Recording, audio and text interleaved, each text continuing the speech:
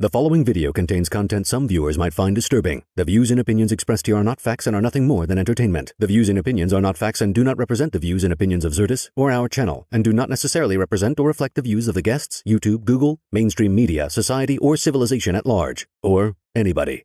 Viewer discretion is advised.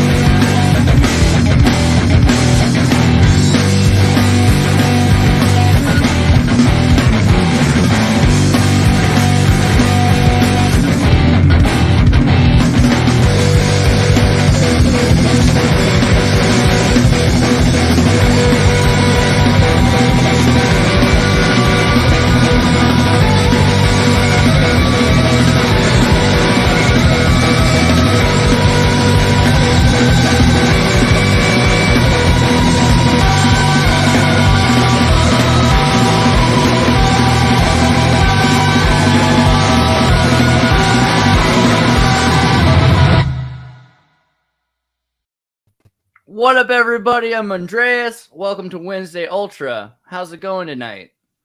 What up? With me is Mr. Douglas. How's it? It's good to see you. It's going great, thank you. You look like you lowered your hired your ears. Something happened with the ears. Yes, they're more revealed now. The veil has been lifted over the sides of my head. I cut my hair. Yes. Handsome man. Seth's also with us in a new abode. What's going on where you're at? And I'm also wearing a forwards hat for the first time on Wednesday Ultra. Dude, my ears are in the same place. The change of the seasons. My grandfather would give you a subtle, respectful nod. You know, it meant something. Because the shade. I mean, it depends where you need the shade. It's fair. Okay, Yeah. Mark, good to see you. I love your shirt. That's awesome. Thanks. Shirt matches your bookshelf, dude. You look like you're camouflaged into the bookshelf. Yeah, It is also of this. I love the dark reds and the browns. Very nice. I'm just. I At mean- some point, I'm just gonna fade into my background. Whoa, Where'd you go? It is like book camouflage, biblioflage. That's a really good idea. It looks like I'm wearing what do they call them? A Dashiki. no. Tapestry. Looks like I took a tapestry. A tapestry. Yes. Look, you took a really huge tapestry. Esoteric Eddie's also with us. How's it going tonight, man? What up? What up? Namaste. Chilling. Namaste. So for those of you who are less than familiar with Eddie, Eddie has done a few interesting books, including one on Venus and the relationship of Venus to Lucifer. There's a lot to be said about that. I hope we can get into a little bit of that as well. But he's right now working on a book about the Anunnaki. And I think that everybody needs to know a little bit about the Anunnaki. But first, before we get too deep, I was once a slave, and you can be too. What do you think about the cyber criminals in Cambodia holding 100,000 captive Chinese, working as, for not just sweatshops, but actually working in tech support as slaves, right? So anytime you get a call into tech support and you feel bad about it now, That's insane. Yeah. Hello, I'd like to talk to you about your mortgage. Have you guys heard of this yet? Is this like that new? No. I think. Okay, this is a pretty new story. So Some that's bleeding edge news I'm, right I'm here. trying to think now if on any of my help center calls they were like trying to give me coded messages for help. That's Right. what I was thinking earlier too. I was like, dang, I was trying to be like, can I give you a higher review? Ugh. Oh my god, no! Don't tell them anything about me. I get it now. I get what you Wow. guys were saying. It's like, no. And He's just- like mildly dissatisfied so that I may go on my way. Yeah, it's so terrifying. All right, so Malaysian youths rescued from human traffickers in Cambodia arrive at the Kuala Lumpur International Airport on October 6th, right? This is a bunch of teenagers. I mean, some of them apparently were even forced to game, but apparently mostly it was seriously coding or tech support or all sorts of other things like that to hack people, being forced to hack people. Bangkok, the hustle started like it often does with a post on Facebook promising job seekers generously paid customer service positions in Cambodia. No experience necessary. Sorotan Charekpunpol, a Thai cook scraping by in a restaurant in Bangkok, couldn't resist the offer to earn more than double his $470 monthly salary. Late one evening last year, after another grueling shift, Sorotan answered the ad. Within hours, a man arrived at his door to take him to Cambodia, to the Cambodian border city of Phoi Phet. It wasn't long before Let's Sorotan go now. realized. Let's go right now. Come on. Yeah. You said you wanted to do it. Let's go. Sounds Dude. like Squid Games. When they're trying to Is get you this, to buy is this how you got 20,000 followers? They're all slaves. I really wish I knew how Mr. I Beast. like what he just said. I want to be more like Mr. Beast, but that's not the way.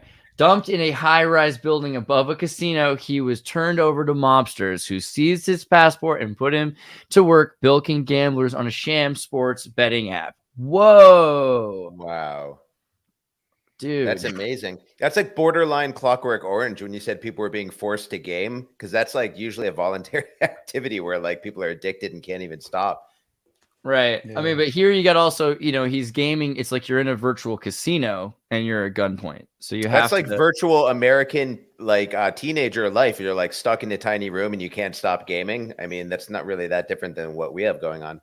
Did they get spicy Cheetos though? Hot Cheetos. Well, imagine it being Yes. like a Twitch streamer who makes money on their gaming stream, but the money doesn't go to them. They're being held hostage by some game. I mean, it's essentially what happens to women with OnlyFans and Wow. institution and Keep shaking that ass. yeah. Yeah, OnlyFans is Big like a literal digital. Oh, yeah. It's literally It's like a digital red out. light district. Right. Send OnlyFans. them out for their tech skills. Do you guys ever drive through Eastern Europe, or have you like, so you ever see like the girls on the side of the road that at the truck stops and stuff? And so like they'll bring them to these places way out in the middle of like Slovakia or something on the side of a highway that's a truck stop where they're so far. They're from Slovenia, if they're Slovakian, or vice versa. They move them just far enough away that they're embarrassed and they can't completely communicate properly.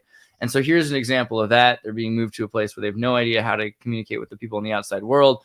I was talking to Doug a little earlier about, kind of this idea of, these programs. They take the survival programs. I was in one of these programs. They take kids and they put them in the middle of Idaho, where I was at, for instance. And then if you try to escape, the whole community's got a bounty trying to find you, right?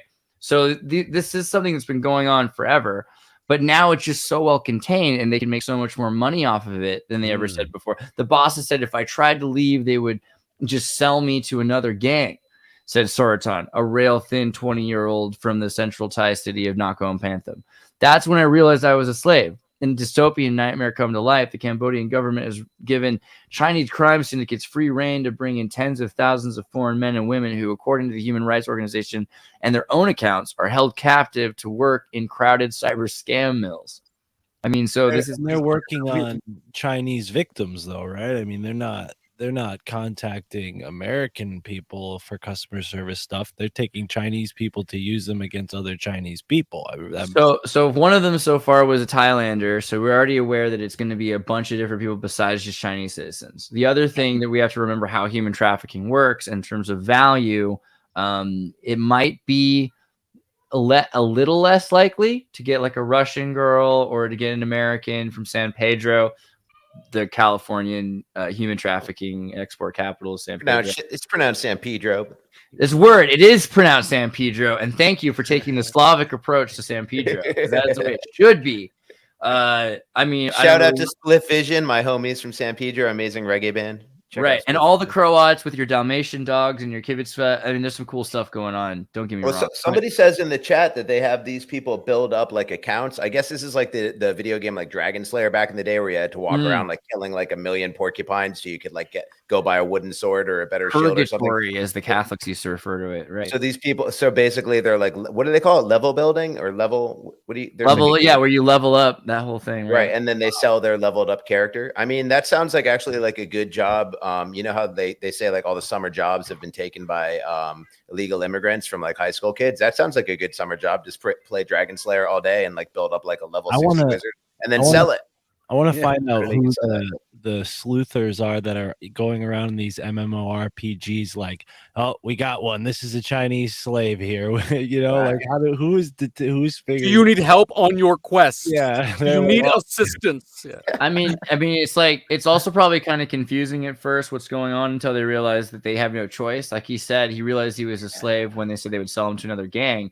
But at first it's like, well, you're living here. We're giving you food. You're part of a team. There's a lot of corporate social responsibility in China that's been geared up towards teaching people you should be involved in kind of like a patriotism for your company. So we have this here too. Mm-hmm. Google will have you compete in a volleyball game against green team that works on Thursdays when you're the Wednesdays team. That's the blue Wednesday team. The same thing is happening here, but it's a little weirder. I mean, instead of getting fired for poor performance, you get physical punishments, forced push-ups, squats, tased.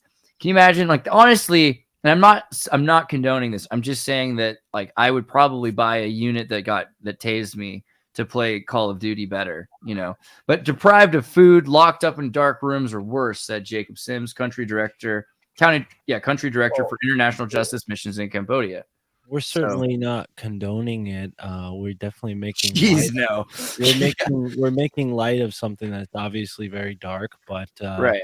But yeah, it's just sort of crazy to think like something so minimal in it, like how a scam could impact your life, like in the relative scheme of things for the average American citizen. Like an internet scam is very minimal risk, but clearly it's a lucrative business in the long run. If these whole gangs, I mean, Cambodia was a communist country for quite a while. I don't know if they're still considered a communist country or ruled by a communist government, but I imagine fourth world, which is like the new alternative to the first three, are supposed to be. Well, and in those situations, you have these gangs that are promulgated, whether through, you know, government dealings or, you know, neighborhood alliances. So yeah, this is fourth world's a lot like Louisiana was when the mafia first showed up. And so you've got the opportunity to bring in your own security and build your own governments that are in parallel with other governments, essentially, and just about equalize. I mean, the main thing, though, is looking at some of these examples of physical places. Digital media outlet VN Express obtained dramatic footage of 40 Vietnamese workers fleeing a converted casino in Cambodia's Kandal province. The guards welded sticks trying to block the escapes, most of who plunged into the Binh Dinh River to swim across to Vietnam. So, I mean, there are more and more. It kind of reminds me of the idea if you took the Detroit Mall and, people aren't going and shopping there anymore, and you start forcing people to work there anyway, just to keep the society going, because otherwise it might collapse. So, I mean, what kind of stands out to me, I mean, aside from like the low hanging fruit jokes, which there's like more I could make, I'm resisting, but it's amazing. Like slavery will like adapt to any situation. Like you'd think you know what I mean? Like even if we had a universal basic income and we are all in the metaverse, would there be meta slaves and meta slavery? It just seems like, that a whole new industry and a whole new technological paradigm, dawns upon us. And right away, people are like, oh, we can use slaves in this too. It's amazing. Well, it also is kind of like the same way we have this relationship with Mexico, not so much with Canada, depending on the province, but Canada as well. You have like this larger nation, smaller nation criminal activity, right? Like China versus Cambodia, right? They're going into China, they're scamming these people to become slaves in Cambodia and ultimately making their country, giving their country a leg up, really, because China's dominating in that area. Have you guys seen that movie Sleep Dealer? No. So 2008, it's a Mexican movie that's really, really good. And basically, you've got this guy who he grows up in the kind of rainforest area, and then they bomb out basically they make it illegal to gather your own water. And so they bomb his village. And so he has to move to like Mexico City and look for a job. And the only jobs available require you to get these matrix-like implants so that you can get plugged into the system so you can work with everybody else in Dubai or whatever over the internet running window wiping robots. But then simultaneously, they're also like draining chemicals, neurohormones out of your brain, for the rich people, right? Wow. Sleep Dealer. Cool. Fun one. Cool. But yeah, so in terms of also North Korea, that was something I feel like you said North Korea. I don't know if I just heard that in the back of my mind, but in terms of North Korea, fires 10 missiles following threats of U.S. South Korean military drills. I mean, what do you think about this? The U.S. and North Korea, we were really tight for a second there with the former president. And then we have a really forgetful president now. He doesn't remember anything. I think that Kim Jong-un had like FOMO. He's like, are you guys doing World War III without me right now? I feel like I'm missing out on something, with Ukraine. He's like, wait a minute. I can see that. Yeah. Japan lost track of the missile on Thursday, probably exploded. Let me see if I can just translate this page. Does it let me? There was information from Ministry of Defense passed through Japanese archipelago about missiles fired earlier, but it turned out that they did not actually pass. What do you think? Do you think that this is like some sort of, accident, or there was an intentional? I mean, because the thing is, the Chinese are in the sea. So it makes the most sense to me. I mean, I don't know. I get it. It could be an accident because it didn't hit any land. But isn't this way closer to where they were? I mean, wouldn't it have accidentally hit something in the sea? There's a lot more boats in there right now. I feel like they've been doing this forever, man. As long as I can remember, there's always been some North Korea does this, North Korea does that. Right. It's like, I don't know. It's like, but it could be like the boy who cries wolf one day, which sucks. Yeah. It's amazing. Like the Trump administration really did a lot to, at least in the mind, defang North Korea and humanize Kim Jong-un, personalize him, and even though these missile tests have just started up again and South Korea is retaliating and everything, doing their own tests, I really feel like the tension and the drama has been removed from it. And the real tension lies with these supranational bodies like NATO. Like I'm super scared of what NATO would do, with like 0 elected officials, just like all the world's military power and stuff like that. But I'm not really worried about what's going on in Korea. I don't know if anyone else feels that way. I feel like the feeling of it has changed since Trump, had like a face-to-face. Yeah, I'm not tripping on him either. But it's almost like he's used as a pawn or something, just to like distract or something. But did you guys ever see that video of him riding the white horse like right before COVID happened? Trump or Kim Kim Jong Un. Trump cannot ride a horse. There's no way Trump can ride. I'm surprised Kim Jong Un can ride a horse either. But. See if you can pull it up. I made a little like TikTok reel about it, but it was random. I remember seeing it too, like on TV. I was like kicking back, kind of like baked or something, and just randomly they just showed him riding this white horse. Like, oh, he's going out to his family farm on his family white horse, and this was like a month before COVID happened. Dude, that's amazing. That's a trip. Well, the pale horse isn't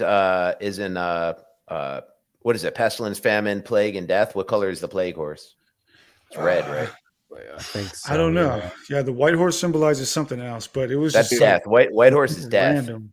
Dude, the really cool white horse, my family's horse, is the Camarillo horse. This is our horse breed. And it's that's your horse? Yeah, bro. And they're pearlescent. What's his name? No, I mean just the breed of horse. It's like I thought you had a horse. Oh, okay. No, not a personal horse. Camarillo white horse is a rare horse breed that dates back 100 years. Known for its pure white color, it dates back to 1921. Adolfo Camarillo, my great-great-grandfather, one of the last Californios, purchased a 9-year-old stallion named Sultan at this California State Fair. Yeah, it gets weird. What's a California? Was one of the last Californios, dude. What the hell? He's like OG. I've never even heard the term. I don't know what a Californio is. That's like when we were Three Amigos. We were a republic. Your grandfather has the same horse as Kim Jong Un. What the hell's going on? That's what I think. Every time I see it, like if you ever see in Hollywood movies, like they often use the white horse because it was Camarillo's Ventura. So a lot of the time, and then the Rose Parade, they always use white horses. So it's a TV horse. It's a pretty popular horse for movies and stuff. But yeah, I mean, it's very interesting that Kim Jong Un is kind of. You think that his glasses just stay on his fat head, or does he have like those like librarian like cords holding it on just in case? Bro, believe it or not, you may not want to hear it, but this is APEC form. This is dad bod. Like, that's what you want. Yeah. I've always found him to be such a compelling character. Just imagine that situation, being born and your father is like king and god and ruler, you know what I mean? And then you inherit that, and you're also really into Western media, and Western media just rags on you and your dad nonstop. I mean, it's just a weird way to grow up. And also he looks so cute with his cheeks and everything. He's just like, he looks like someone you want to love, you know what I mean? And then they make him out to be like, it's like he's this horrible despot and a murderer. I'm like, is he really though? If he's just like inheriting the family business, you know, did he even have a chance to be anything else? Or it is kind of like fitting. I mean, he probably fits in with the anti-hero kind of archetype that America kind of. Damn, are we simping Kim Jong Un right now? I always have. Yeah. I mean, that head. I'm wondering. Nobody ever talks about interesting that his life was. Like the other Kim family, like they get to go to Disneyland, Tokyo, and they went to school in Denmark and in Amsterdam and in Paris. Didn't Kim Jong Un go to university in Switzerland? Do I have that wrong? I think that could be correct. So I know one of his older brothers was in school in Amsterdam, and he didn't get to be the fearless leader, but mainly because he had so much fun. There was photos of him hanging out at Disneyland in Tokyo. And so the thing is, there always is this idea that the Korean dream of having a independent, autonomous, free energy state that has been crushed by weather machines and geoengineering projects and the collapse of the Soviet Union, intentionally exhausted and fatigued so it couldn't support other states. I don't know. I mean, well, I'm not literally simping for the guy, but it does. I've always simp for Korea, you know. I've always just kind of felt that the enemy of the media is usually my friend. So like the media just bombs on North Korea constantly. They're the worst. It's horrible. We can't show you any footage. Somehow NBA teams can go there and stay in 5-star hotels and they don't have any complaints, but the place is a backwater. They have no electricity. It's like, seems incongruous and just like the media. They disputed the, American. South Korea, by the way, sorry to interrupt you, but South Korea is a hellhole. They have the highest jabby rate and invented Squid Games. American Korean War, they were the enemy. They were the opposition to that. They were the opposition to the West. They were like, no, we're going to keep it Korean. Opposition to the West is usually the good guy. That's like the rebel alliance. And North Korea is closer to Russia and is more European also. So there's a lot of reasons why we're more reliable. Idolize Japan, like Andreas is saying, because they're kind of a land island in the sense they're stuck between two countries, and then also Japan has retained its identity, its cultural Right, yeah. identity, way more than any other country in that area. Even China has suffered a lot because of their communist country. So they probably really wish they were Japan. They're probably a little jealous because Japan got the better end of the stick after World War II, right? And South Korea is like the most globalized country on earth. They say within, I think it's like 40 years from now, 1 out of 3 South Korean babies will be born with autism because of their pharmaceutical practices. So like they have great shopping malls and boy bands and stuff like that, but it's like those are the telltale signs of just a living hell. When you're an awakened person, you realize what you're really in, the United States of Korea. That's what it is over there. The South Korea, it's just USA kind of vibes in Asia. Yeah. What do you guys think about the really pretty North Korean defector girl that's like on every podcast all the time? Do you think she's legit, or is that like a government cutout, or what do you think of her? Well, you heard how her life has changed, right? So it started out, she's like, oh man, North Korea sucks. And then she comes to America and she's like, wait a second. It's not that different, to be perfectly. I mean, there's some problems here. And it took a while to get to that point. But she's like, I'm not actually allowed to do the things and say the things that I thought I'd be allowed to say. And, I've already dealt with hunger. You can give me a bunch of food, but that's not really changing the fact that I'm not allowed to say certain things.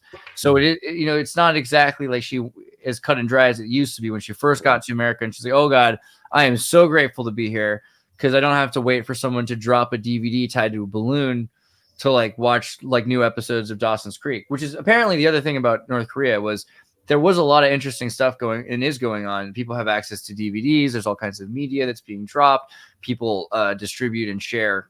There's a samizdat, as the Soviets called it, when they used to just share records and copies of records. The Soviet Union, because you couldn't get a licensed copy machine, you'd get a lung x-ray and you'd copy a record onto a lung x-ray. So people would be split, records, the further east they got, the weirder and weirder the sound quality was, until you had even new fusion Siberian rock that started to develop. So the same thing started happening in North Korea. North Korea has amazing music, interesting culture in general that's developing kind of in isolation, the way Cuba was in isolation. And it's you want to destroy. I mean, K-pop is cool, but like pressure makes diamonds. I went to high school with a kid named Youngman, and he was South Korean, but Young Man was his name. I won't say his last name, but his parents wouldn't allow him to have any music. They're super Christian, so they wouldn't allow him to have watch any movies or have any music or no tapes or anything. But they let him have video games, so he would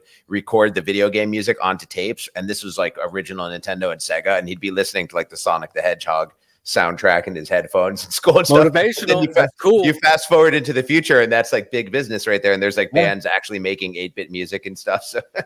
Yeah. Do you guys have any thoughts on the Moonies? I know that's like a tangent, but like, I'm talking about Sun Moon. Oh, yeah. Is the religion guns and shit, right? The Unification Church, and their association with George Bush, and they owned the Washington Post before Jeff Bezos, right? Isn't that right? Like they had a bunch of, they still do own a number of publications, journalism. Where does that say that?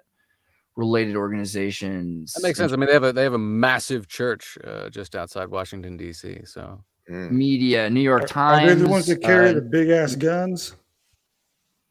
Washington Times. They had like they own big encampments in South America.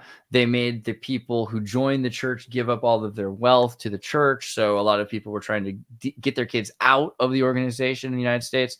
But George Bush called him the Emperor of Peace, crowned him the Emperor of Peace in DC in 2004, and gave him W or HW? W Bush. Bush. Right. I'm the Emperor of Peace. All right. Yeah, I think if I type in W Bush and Sun Moon, you'll find the article. Wow. Bush Senior to celebrate Reverend Sun Moon again, but there was a Paraguay party. I don't know. If you find that I will conquer and subjugate the world, I don't know. There's some pretty interesting stuff. Envisions 19 years ago. Is this the one? Prince of Peace. I don't know. There was a whole other thing. The connections to the moon, even the name Moon and the UN was interesting as well. But yeah, if you don't have thoughts on the Moonies, that's okay. But here we go. Bush to celebrate Reverend Moon again. Ex-president keynote speech at Washington Bash this month. Link between Bush and Unification Church members. So I don't know. Very interesting to me that there's a connection between the Bush family and Herbert Walker Bush as well, beyond just W. Bush. But they do own land adjacent to each other, neighbors in Paraguay. So wow, it could be a thing there. Interesting cult. But yeah, NASA, there was a thing on NASA. Venus hides out far side of the sun. Venus bound NASA instrument preparing to brave the harsh atmosphere. This one-way trip, right? Okay. But there was another one I was going to pull up next to it that was going to make it funny. Here you go. Ready, bare your soul. Venus is in Scorpio. So maybe here's a point where we can talk a bit about the metaphor and the reality of Venus for a second. What do you want to do with that, Eddie? Me? Yeah. Yeah, we could talk about it. Yeah. Why is Venus the goddess of love? I don't know too much. I mean, is that a good starting point?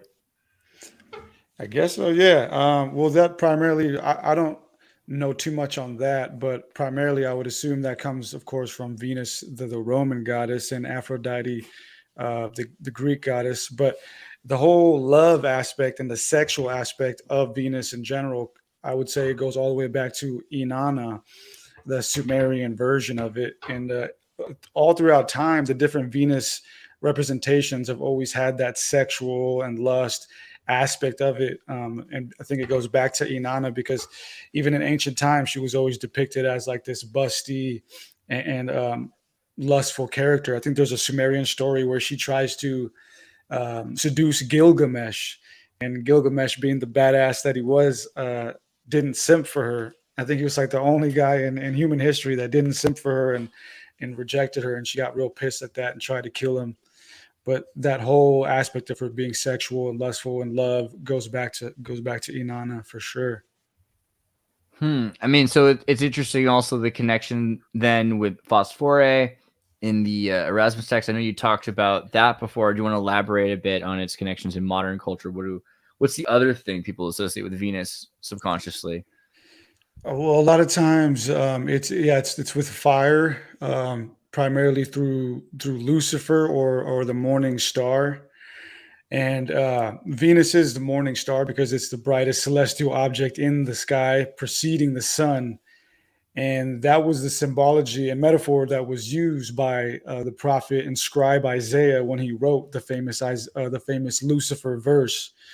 So Venus is also attributed as the morning star, this bright object, and then later on, all these different occulted meanings got attached to that, like with Lucifer, phosphorus, or even like just knowledge in general. So why is Mercury not the bright morning star? Or I'm sorry if I skipped a point, but what's the difference there between morning star and bright morning star or whatever? From what I understand, Venus, if on different points of the Earth, at least, Venus is the only and brightest star preceding the sun, from what I understand. And so before the sun rises in the morning, in the dawn, Venus will be shown in the morning sky, and then slowly after that, everything else starts to kind of pop up. So it's interesting also then the Lucifer thing. So the morning star, bright morning star, Lucifer, how did this happen that we ended up with Venus, the goddess, Inanna, associated with Lucifer, this bad guy? Yeah, that took it's definitely several hundred years to happen gradually. But so we all get the idea of Lucifer from one verse in the Old Testament, and that one verse is Isaiah 14:12. Another way to put it, had that verse never been written, if it was never written, we would never have had the character Lucifer at all. So it's only because of that verse, solely because of that verse, Isaiah 14:12, that today we have all these hundreds of thousands of different things about Lucifer. And in that verse, Isaiah says the famous quote, "O Lucifer, how art thou fallen, et cetera, son of the morning." But if you go back and read Isaiah 14, he's not talking about one specific fallen angel per se. He's using all of that as a metaphor. And what he's actually doing is he's speaking against the Babylonian kings at the time. He's prophesying against the Babylonian Empire, because at that time, the Babylonian Empire was descending upon the kingdom of Judah. And shortly after they would take the elites of the kingdom and take them to Babylon through the famous Babylonian captivity. So he was condemning the Babylonian kings, and he was using the symbology of Venus, the morning star, but he was also implementing some Canaanite mythology in there, and we can get into that too. But he was incorporating both the Canaanite mythology and the astrotheological symbolism of Venus, and basically saying that these Babylonian kings think that they are something of importance, right? That they are bright, that they're shining, but soon thereafter they would be overtaken and overpowered by the power of God, the light of God. And so hundreds of years later, during the early Christian era, within the first couple centuries of the Christian era, a lot of the Greek scholars and Hellenistic scholars were going back and reading some of the Old Testament and were fascinated by it, of course. And they didn't really know what to make of what Isaiah was saying, because this was like 600 years before the Christian era. And they didn't understand the historical context, because Isaiah, he was basically, an Israelite, right? According to the Bible, a Jew, but historically speaking, he was basically a Canaanite. He was of the land of Canaan, of modern day Iraq, Iran, Turkey, Syria, Israel. That whole area, was had a whole different ancestry and history. And so he was closer in time to his Babylonian, Assyrian, Akkadian, and Sumerian ancestors. So he had deep roots and understanding of the ancient mythologies of his time that are very lost to us now. And so like people like Origen Adamantius, who was one of the first prolific Christian scholars, I think during the 2nd century Common Era, he was one of the first to take a look at Isaiah and be like, man, what is he saying? What is this? What is this Lucifer character? And he didn't understand it. So he kind of like blew it up as this whole mythology of this one being, this one fallen angel being named Lucifer, and ran with it. And it wasn't, and there was a couple other people that ran with it too, but it wasn't accepted by everybody. As a matter of fact, I think it was Calvin, the famous reformer, who actually wrote a treatise or wrote an essay on that whole thing, and kind of like was like saying to everybody else, like, you're tripping. Like, he's obviously not talking about a being. He's referring to all this metaphorically. So there were some other scholars throughout the early Christian years that understood it wasn't about one being. And the reason he thought it was one being is because the word Lucifer was translated from the Hebrew to the Greek to the Latin and to the English. And we got the word Lucifer from the Latin version, the 3rd version. And in the Latin version, it wasn't used as an uppercase pronoun, a name. It was used as an adjective, a lowercase adjective. But from the Latin to the English, it became an uppercase. And then that's when everything kind of shifted, and we were starting to look at all this stuff with a skewed perception. It's interesting if you look at the Elcott Bible commentary from the 1890s, I think it is. And clearly, there's been people talking about this for a while. You can see examples of people saying, here, the shining one, the planet Venus, the morning star, the son of the dawn. So Phosphoros. I mean, there's been a number of people that have been trying to point this out for centuries then? Yeah. So what do you guys think about Lucifer? What does that make you think? And what do you, in general? Feelings on Lucifer? Certainly tied into the both apocryphal and not apocryphal texts for Christianity when it comes to other references to Satan, fallen angel, the dude that led the group that said, we like it better down here with the ladies. It brings up all of those connotations. Well, I think Eddie deserves a lot of credit because absolutely. In this conspiracy minefield that we're navigating, there's a bunch of subcultures, and Lucifer is the end of the rabbit hole for a lot of conspiracy theories that, in my opinion, don't hold up or not worth people's time. It's a bit of a cul-de-sac, yes. People do get afraid of addressing Lucifer. It's like, nope, I'm not going there. I'm not going to look into it. And he's kind of, you're cutting the head off of the snake in the sense and saving people time to follow the tail all the way to the end where they get bit. That's really what it comes down to. I don't think it's necessarily negating the metaphysical value or the philosophical value of the concept, right, of an adversary, but you know, when you hear these conspiracy theories and they add up to, well, it's adrenochrome and it's cults that are worshiping Lucifer, it's like, show me the evidence. You know, there's more often than not, that's just a lot of paranoid, you know, nonsense. So to trace down the actual historical, you know, roots of this is important. Yeah, I think paranoia is the perfect word too, because I almost think like this, the language and the symbols associated with Satan or Lucifer are almost like MK Ultra level programming, where a lot of people who consider themselves to be truthers and or Christians and or Anons, as soon as they see any kind of symbol, they're like, oh, I saw a triangle, it's satanic. You know what I mean? And I'm like, well, you know what I mean? Like shapes are just part of nature, you know, and triangles aren't evil. You know, TPs are good. A pyramid is a cool thing. You know what I mean? So, or a perfect example is recently Elon Musk for Halloween. I mean, this was kind of over the top, like wore like red armor with like a ram's head and an inverted cross on it. And people are like, there he is. He already wore the New World Order white jacket. Now he's wearing like satanic armor. And, you know, I'm like, well, he does a bunch of stuff, you know, he's got a whole bunch of, I'm glad you brought that up, St. Christopher Cross. Right. I'm glad you brought that up, Seth, because to your point, I actually just was interviewing Mario Garza, and he told us that the Baphomet-looking character sported on Elon's chest there has a connection to Aries, and The you ram. know, obviously Elon is going to Mars. The ram Mars is basically. Does the inverted cross have something to do with Aries or Mars? I think that's You Christopher. know, I think the cross, yes, because Aries is on the axis point, right? First of all, Xirtus, can you do like an image search on that and see if that's like something you can buy, a costume you can buy, or if he had that like custom made and he's like, make sure they put inverted cross. Definitely had to have Jordan Peterson kill a giant man-sized lobster.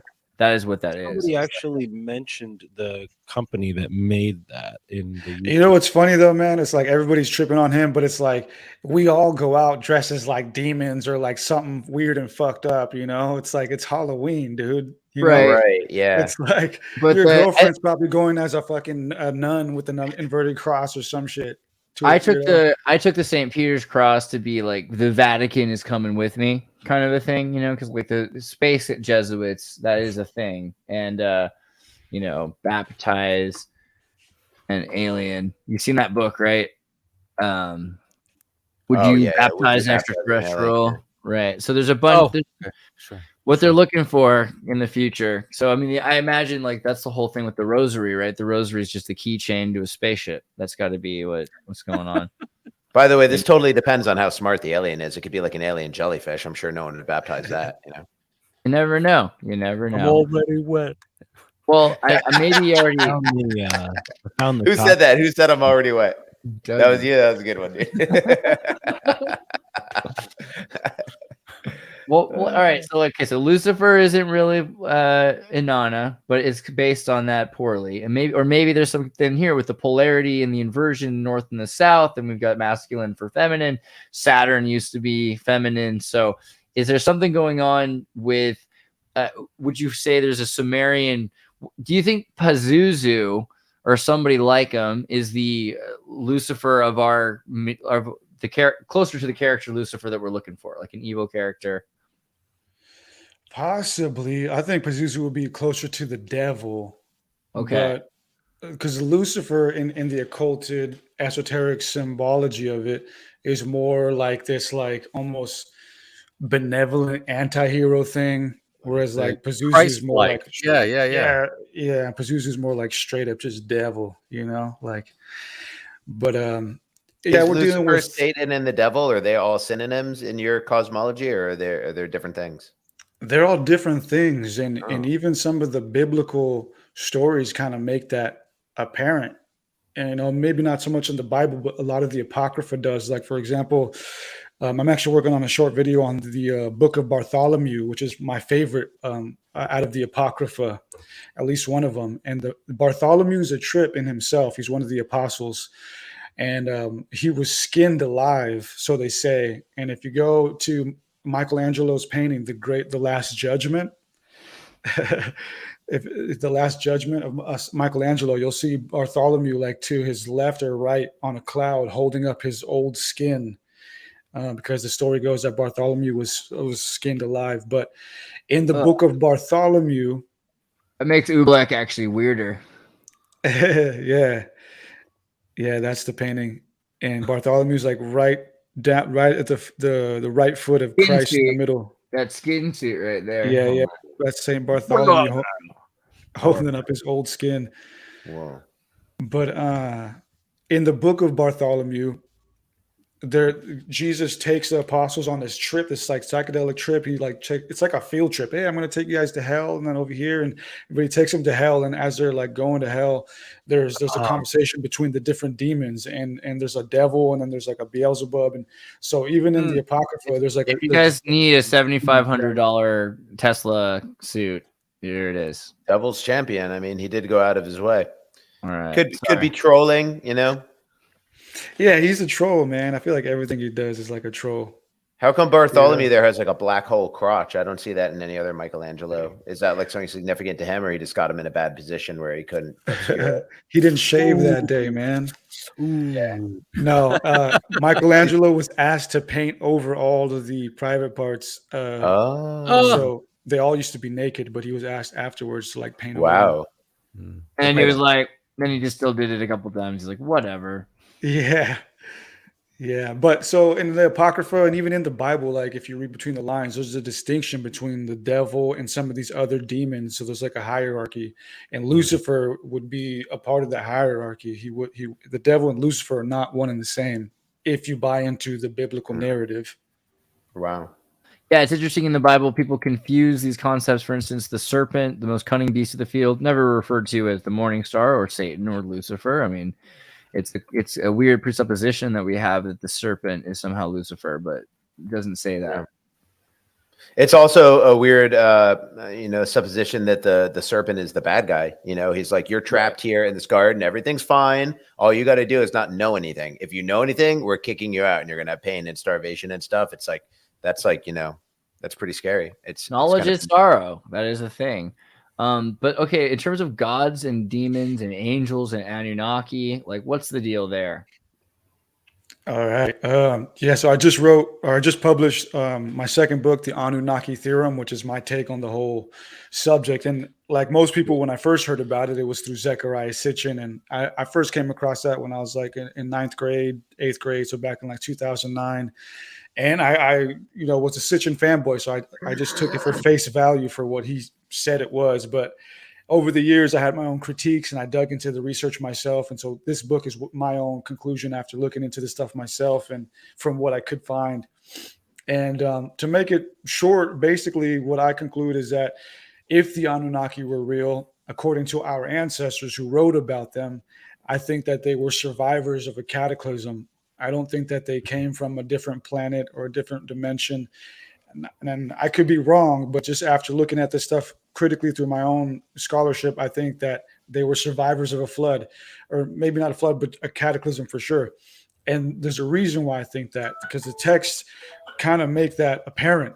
One of the oldest pieces of literature known to us as of right now belongs to the Sumerians, and it's a text known as the Kesh Temple Hymn, and it goes back to about 3000 BC and it's a strange text, especially when you keep in mind that this is one of the oldest pieces of literature that we have available to us.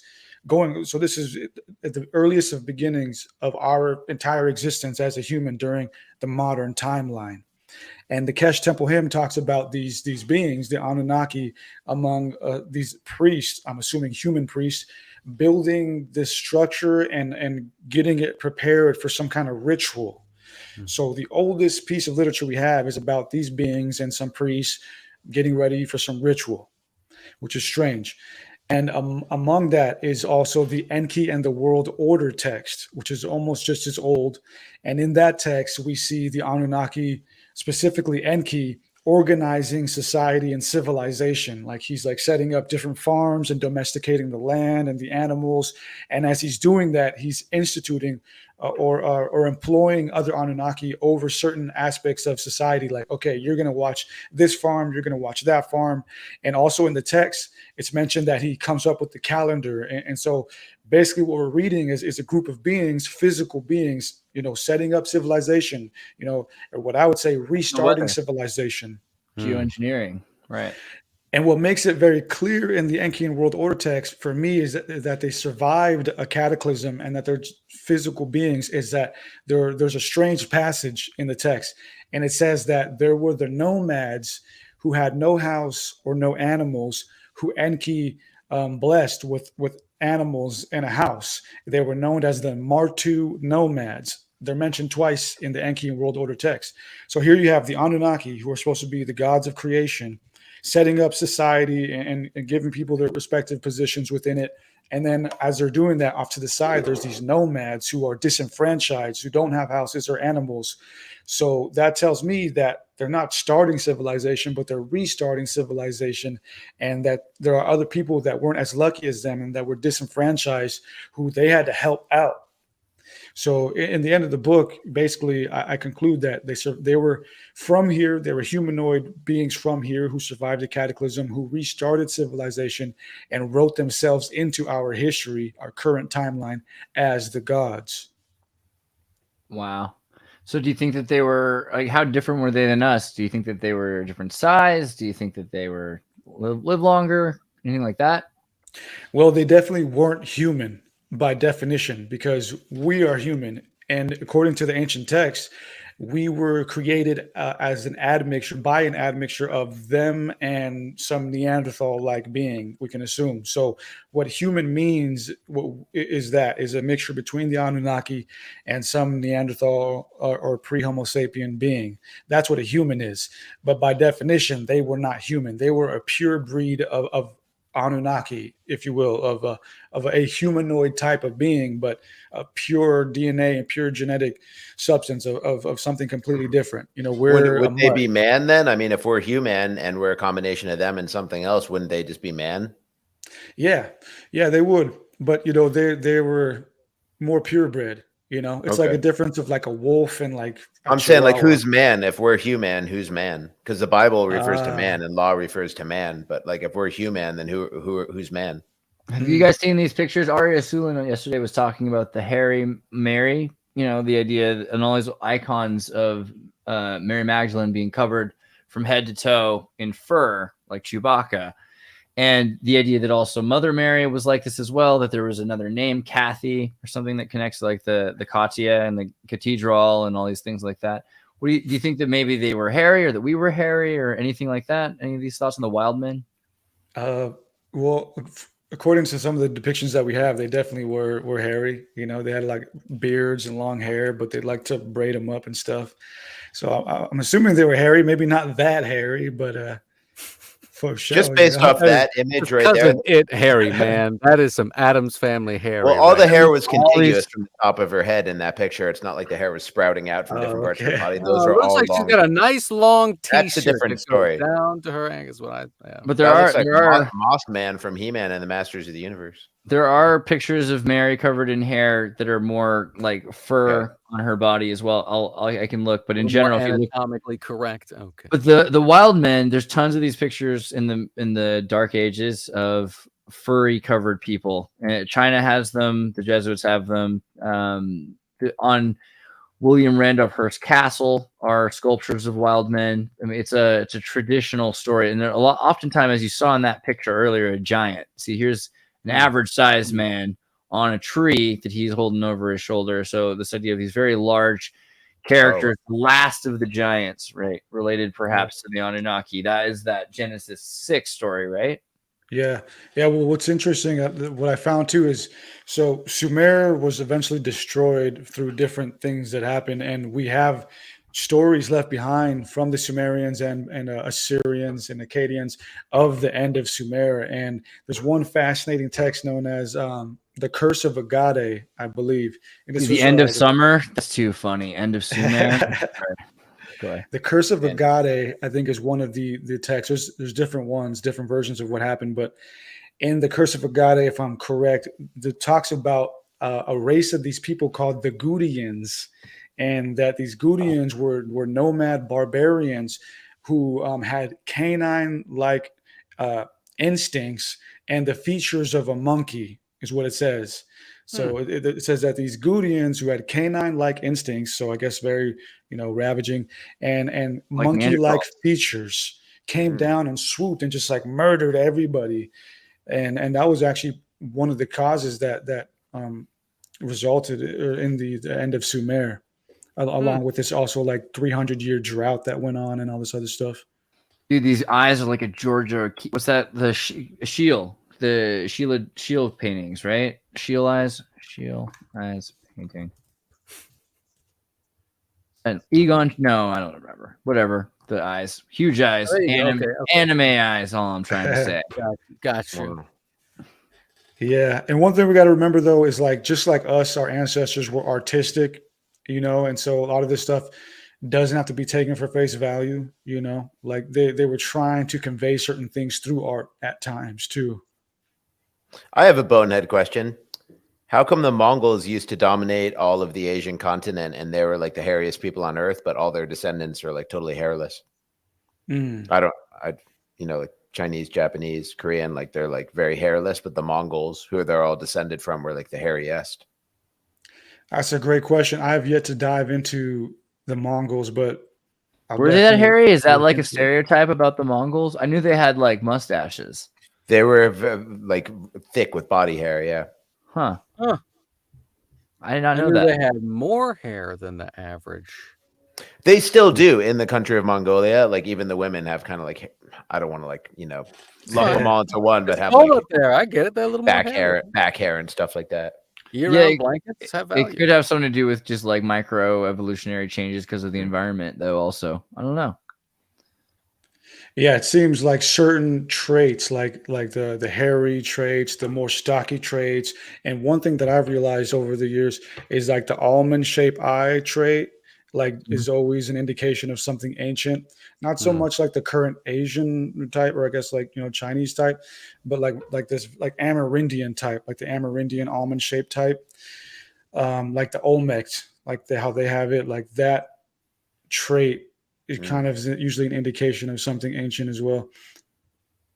Somebody in the chat brought up a good point. Sorry, I lost their name, but they said that the Mongols' descendants aren't hairy because of diet. And that actually makes sense if you think about it, because what's like Mongolia, when you think of like their signature dish, it's Mongolian beef. They were cattle herders. And in modern Asia, like beef is pretty hard to come by. Could have something to do with it. Fish people, they became very fishy. I mean, I don't know. Like the deal with hair is interesting. You saw the water ape theory. What do you see that part? Oh yeah, aquatic ape. Aquatic ape. I think it's interesting for a couple of reasons. One, earlier you talked about this idea of Anunnaki being from here, and that there might have been a deluge or something that led to the,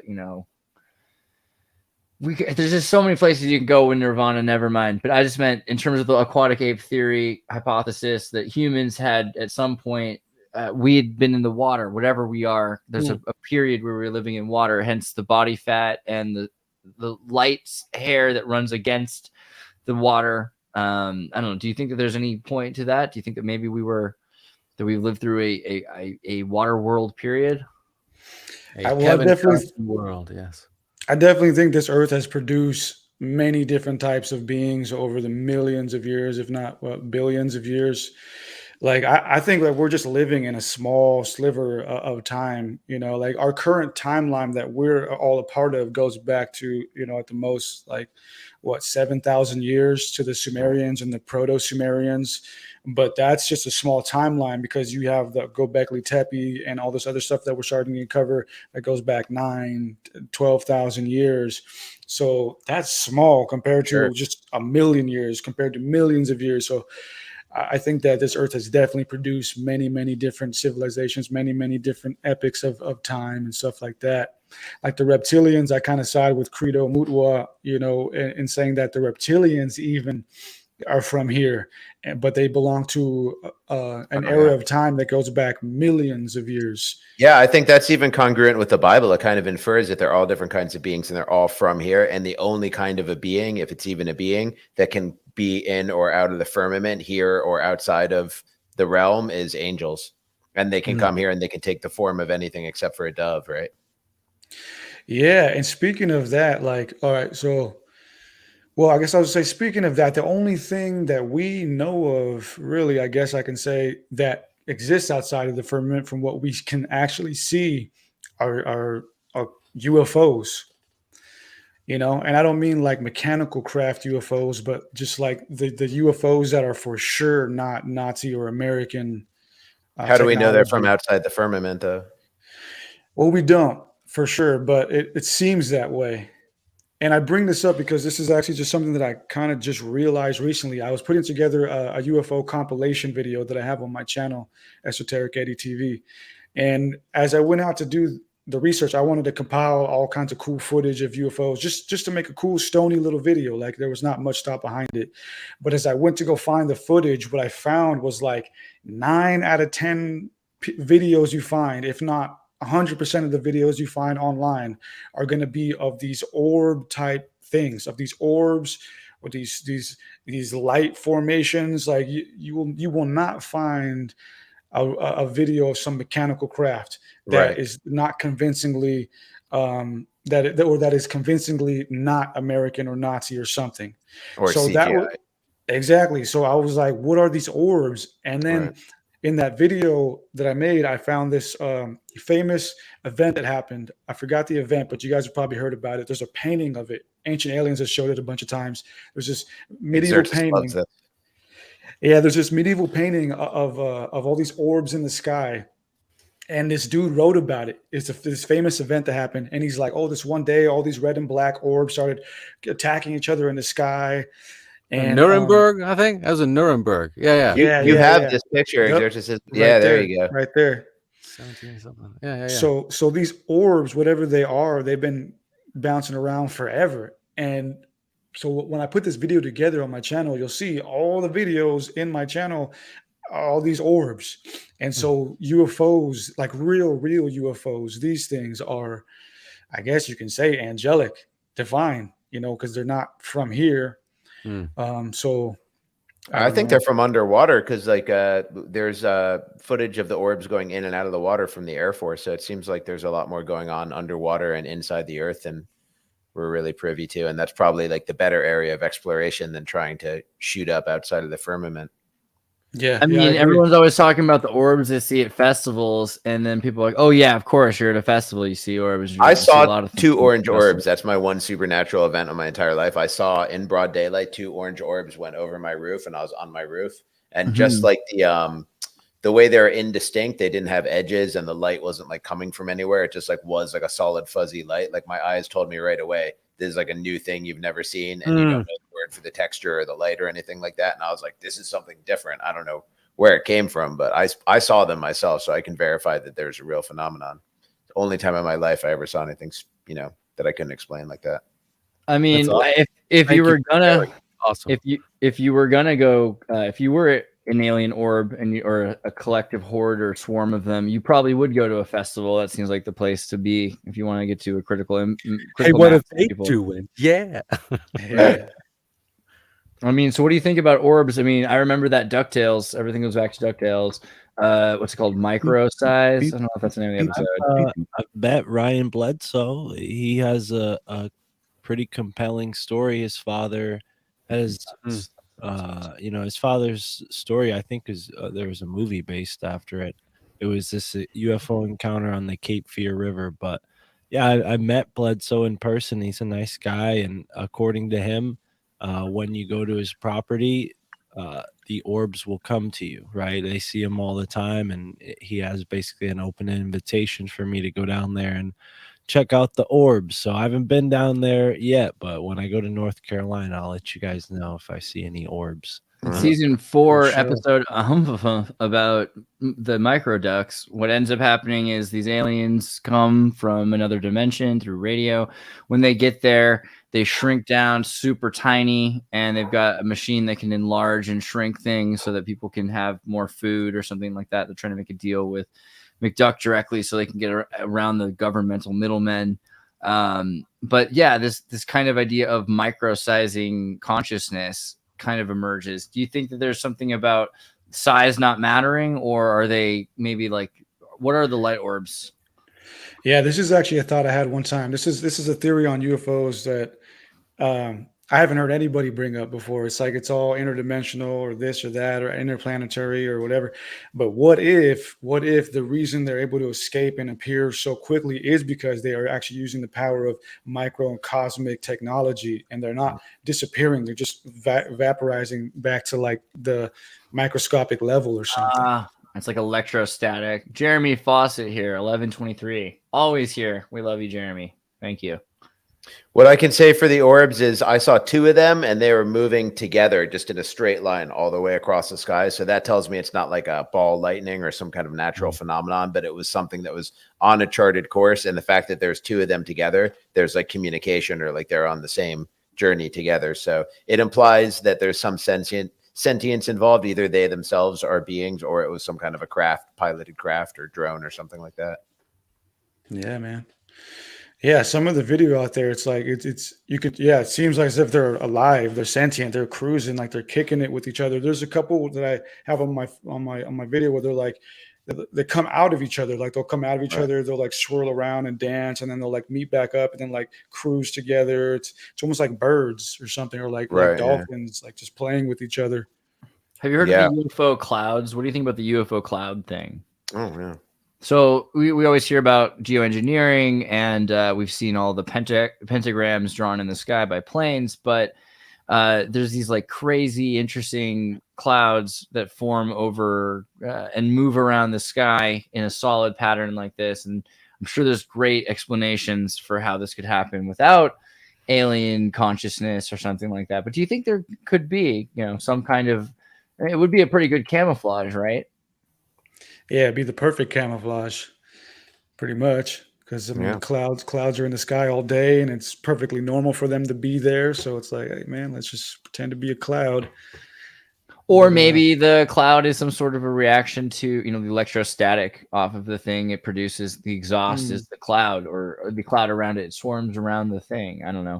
The camouflage makes a lot of sense to me. I mean, it seems like that would be way easier to pull off than like an invisibility cloak where you're constantly reflecting what's behind you, or you have cameras. Like, I forget how they make the actual invisibility cloak technology where they have cameras pointing in every direction, and then it's showing you what the camera is seeing on the whole thing's like a screen. But it seems like that would be easy to like make. If you could make a UFO, you could get a cloud to go around it, I'm pretty sure.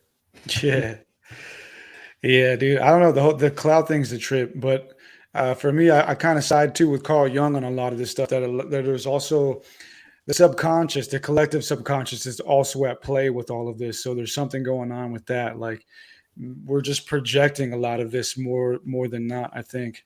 Could be, but we're also projecting normality. Like the human brain pattern recognition, the point of it is it's a normality, a normalization engine. It's like we're living in this miracle that has no explanation. We're just like, this is normal. And then you see something like an orb or a cloud like that, and you're like, that's not normal. But really nothing is normal. It's like, compared to what? Like, we have no idea what the origin of life or anything or the meaning of anything is, yet we tend to normalize everything till we see something that's distinguishably different. Yeah. Earlier today, I interviewed this guy, Majid Abdalasi, I think his name is. And he's a former Volkswagen engineer who builds Royal Rife style weather changing machines now. And they're using like, here's an example. I'll pull this picture up in a new tab. Like, straight up building weather changing machines, and they're using them in the desert. And he's working with he went to Iran recently. He's talking with Saudi Arabia all about putting these machines out so that these smaller, more humble governments are able to have weather changing machines of their own. So, I mean, I wonder, what do you guys think about weather changing And maybe it's connection to consciousness, or like you were saying, like, because he was connecting it to the Schumann resonance and saying this could affect feelings. Well, I mean, sound, like vibrations are super important, and they travel through the air. And just living if you live on the coast and you get thick fog or cloud cover, you hear like airplane sounds so much different. Like the sound bounces around. Like you might hear like a loud roaring outside, and you're like, I've never heard anything that loud. And you go outside and you're like, wait, it's just an airplane far away, but because of the cloud cover. So, I mean, it definitely does something to make sound travel different, which I'm sure affects our consciousness. Yeah, man. I think weather itself is a trip, and it can definitely be induced. I read this book by what's his name? Forgot his name, but weather can definitely be induced once you understand like what causes it. Like this guy was saying that most of it is caused in the ionosphere, especially a lot of like the rain and lightning, but even earthquakes can be induced from the ionosphere. And a lot of the governments around the world, including ours, have done experiments with the ionosphere. And maybe you can look this up. There's an experiment we did, I think in the 60s or something, where we put up a bunch of copper in the ionosphere, and we're going to try and use that to bounce energy waves off of. And when you shoot energy waves into the ionosphere and then shoot them back at a specific area, that will go deep into the earth and can cause vibrations, and then thus like artificial earthquakes.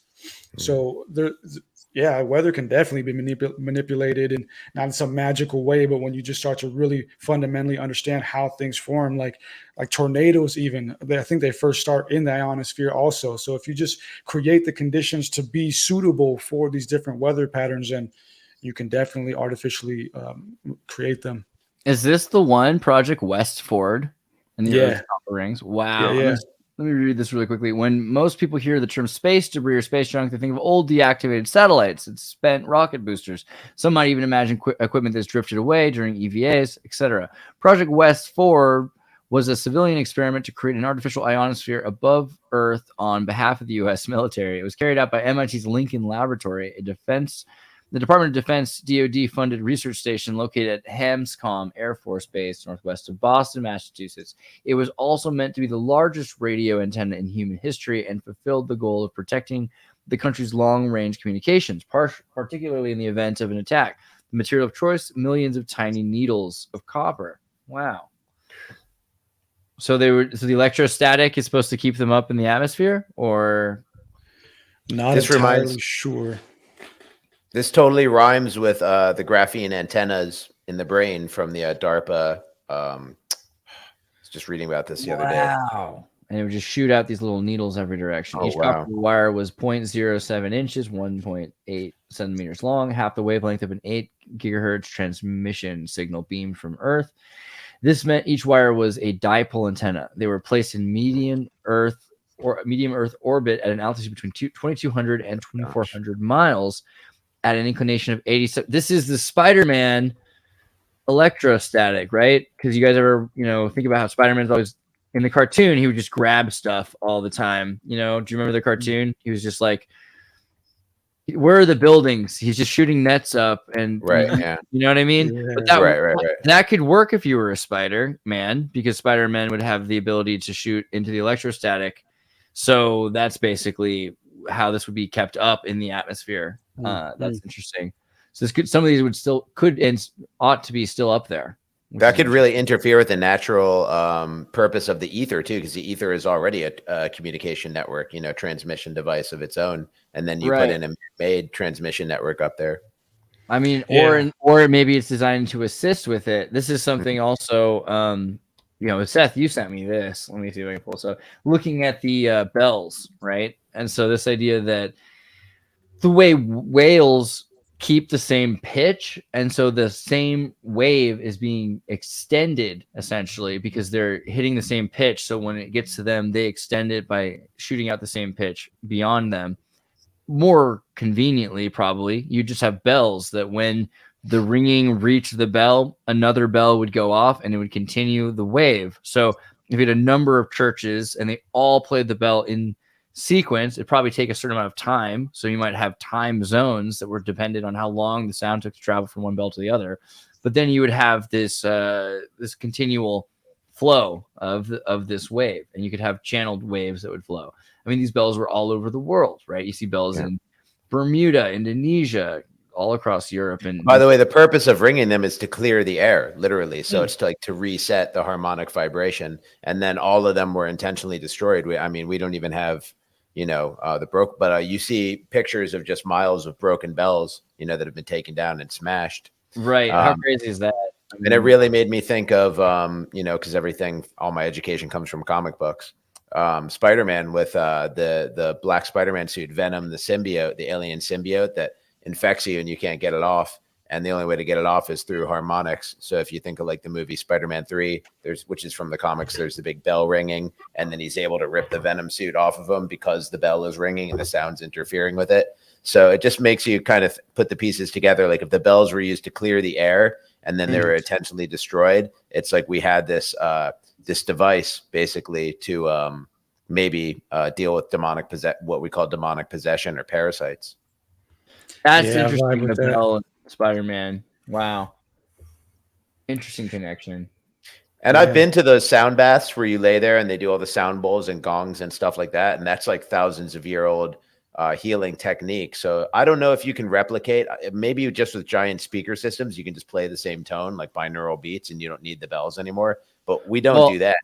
So I remember when that Spider-Man 3 Venom movie came out, a big connection they were making was like, oh, it's going to be new, scientific. We're going to be connecting it to ferrofluid. It'll be like a ferrofluid suit that, you guys remember ferrofluid uses electromagnetic resonance in order to become solid or oobleck. Back to the Bartholomew. That was not bad, I think. I don't know. Well, it seems like if everything is all life is made from water, then it could be just vibrations that are keeping us in our solid form, because our solid form is so transitory. So it could be literally that we're being held together by vibrations for all we know, and we'd just be a puddle otherwise. Yeah. Do you have thoughts on water memory and like harmonic like shapes? The fact that we get these same crystals. Do you think this is Well, I think this experiment is fake or is never reproduced. This is one Japanese guy came up with these pictures, but nobody. Dang it, Dr. Emoto. Come on. No one ever reproduced that. I like the idea. I think the idea behind it is still good. Has anybody tried to?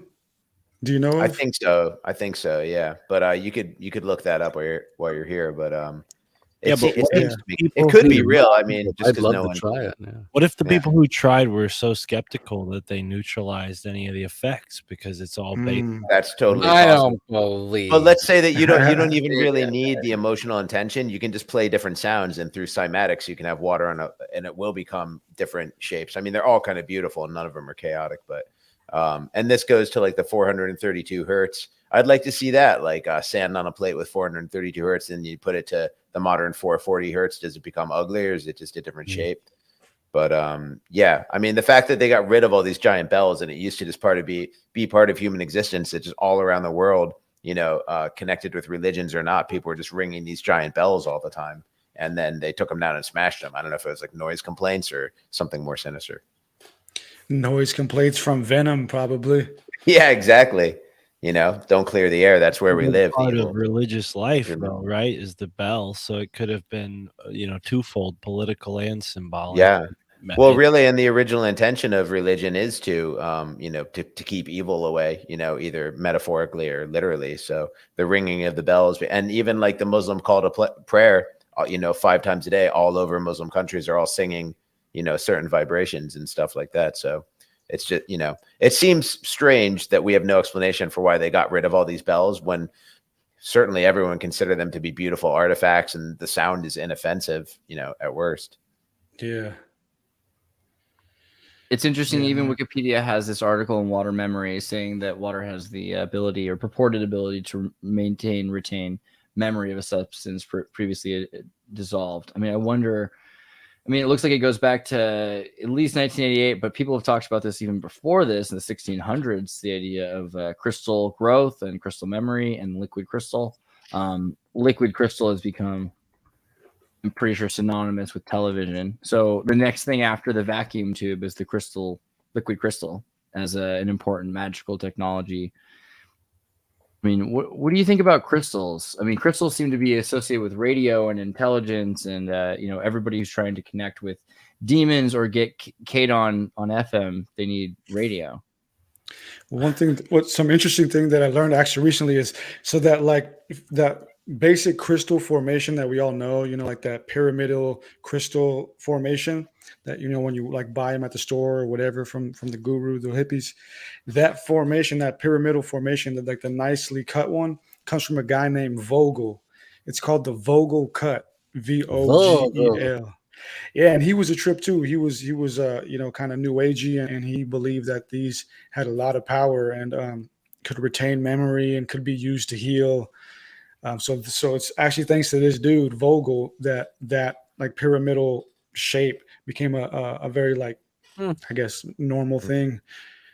But crystals, I've heard a lot of times that crystals are alive. Like I've heard people say that, that crystals are actually alive, that on a biological level, like by definition, that they actually grow and think in a sense.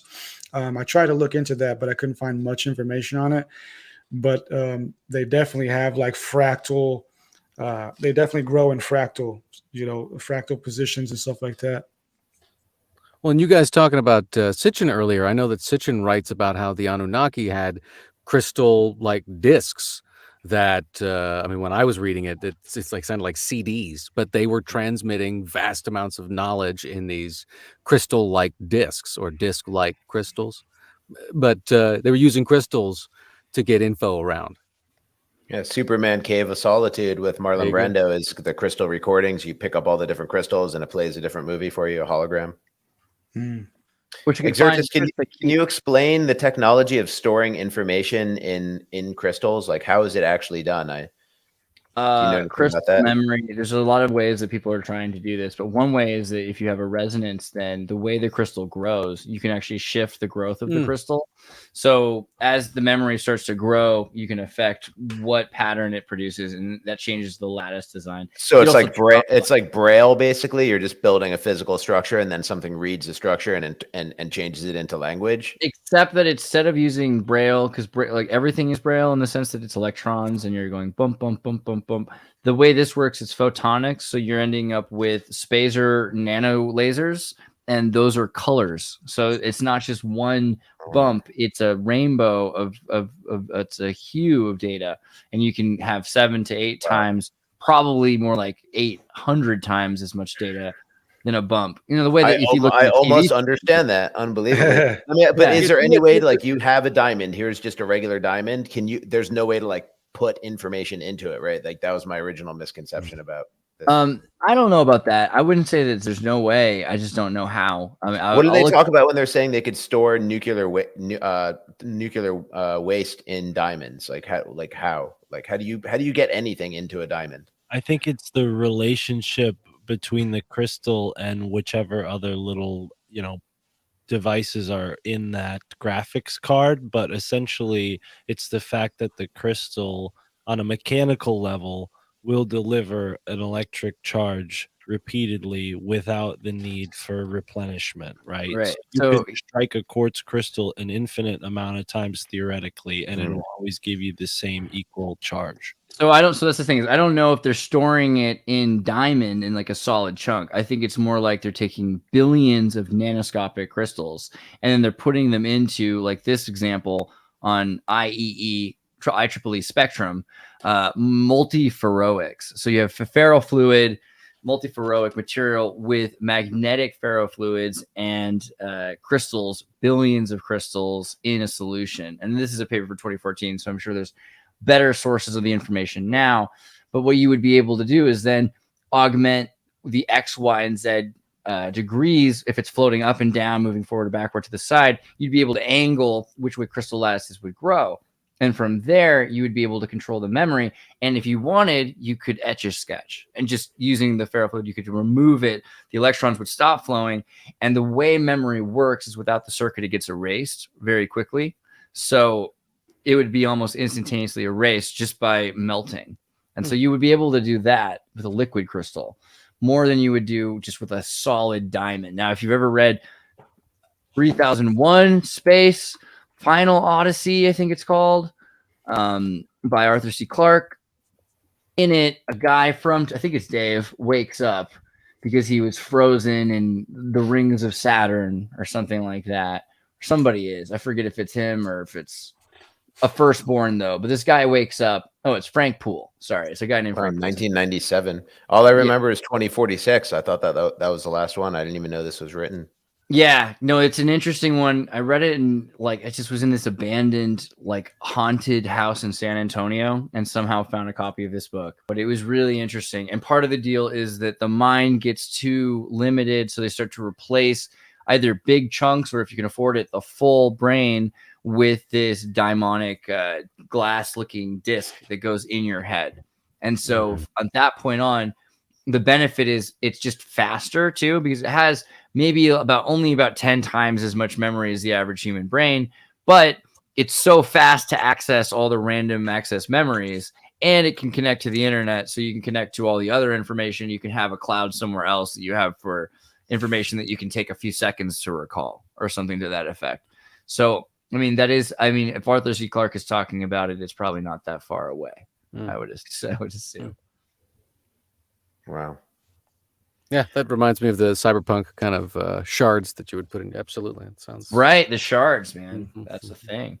I don't know. Do you think that in terms of memories, though, like we talk about substrate independence and the mind, I mean, what makes you human? Do you think that we're going to lose something in the process of losing the parts of you? I mean, how much of you can you lose before you're less human or not human?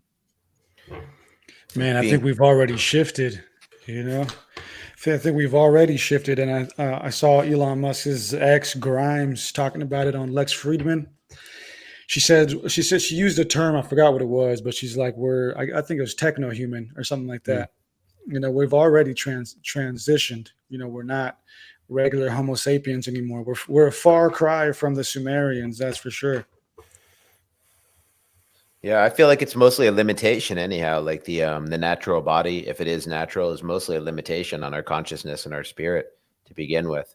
So if there's technologies that can help you fulfill more of your potential, I'm warming myself up to the concept of that because it's inevitable anyhow. I mean, you can't have these ideas and not bring them to fruition. That's not the way reality works. Everything that's thought of, time isn't linear like that. Like the reason you're able to have creative ideas is because they already exist. And you're just perceiving them as being in the future, but that's not correct. So this stuff is coming, and then it'll probably go as well, and other things will come, but I don't think anything makes us less of what we are. But technology can help. I mean, the body is a technology, right? So if it can be improved, I'm not really against it. Although that I would have been against it a year or two ago. I would have been more like feeling like a Christian naturalist or like a Christian scientist, but I really just think that, the future is inevitable anyway. So don't let it cramp your style. Well, and you said something, I think, very clear in that moment. Just that as long as it has a benefit of having you express more of what you potentially can be, okay, that is a good reasoning. Can it make me more me, a better me? All right. Yeah, because you're either going back to the Garden of Eden where you're walking around on all fours with no concerns and everything's given to you for free and there's no suffering, or you're going through all the suffering that can possibly exist to get somewhere unimaginable. And that seems like the more realistic course we're on. Mm-hmm. Yeah, it's a trip. If you really read into all the sacred texts, like Christianity, for example, the whole goal is, right, to reach heaven through Jesus or God. But Jesus talks about the new body, like the light body. The light body. Like there's an inevitable upgrade that we're going to have to go through. And it's funny how all electronics basically work through light, electricity, right? Or one form of it. So really, it's like it's written in the scriptures, like we're meant to upgrade. We're meant to shed this and go into the light body and the crystal mind. Right. There's some things in the scriptures that are so creative that they have to be true. And then there's other things in the scriptures that are so basic that they almost have to be false or inserted. And I think the light body is such a creative concept that how can it not be real?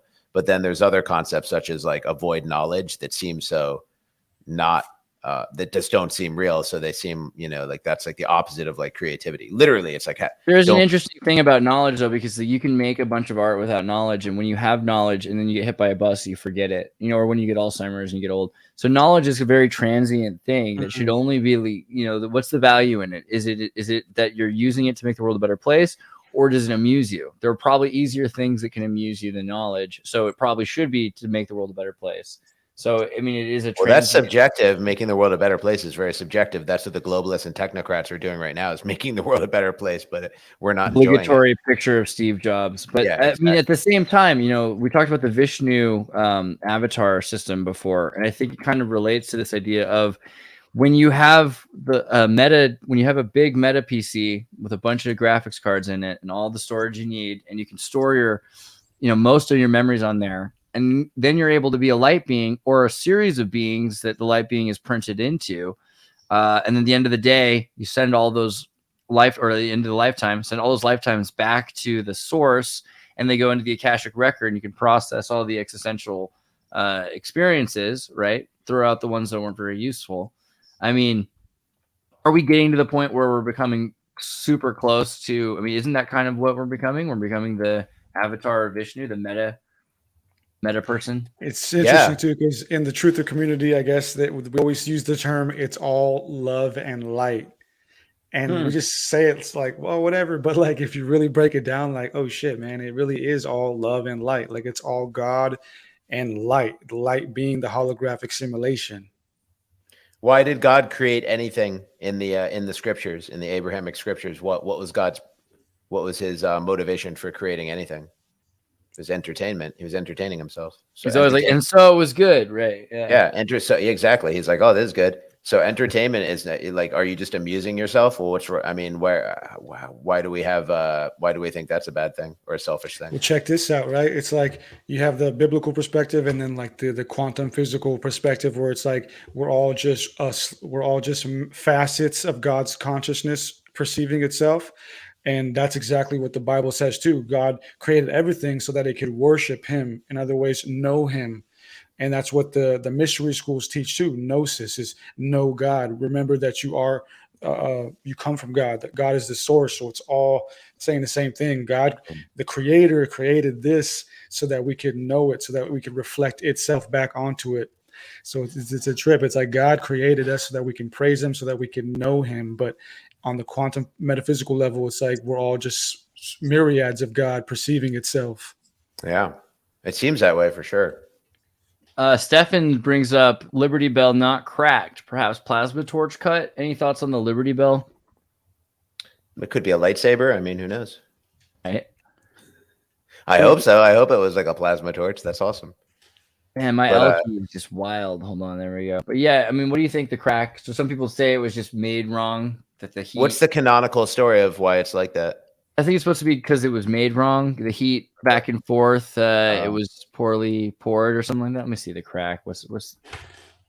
Yeah, the heat was not evenly distributed at that point in the pouring into the mold, and the mold cooled. Oh, the story is so much gnarlier and sillier. Oh man. Oh yeah. Oh. Yeah, the bell acquired its distinctive large crack sometime in the 19th century. A widespread story claims it was cracked while ringing after the death of Chief Justice John Marshall in 1835. Though, God, who knows? It's the 1830s is what it's trying to say.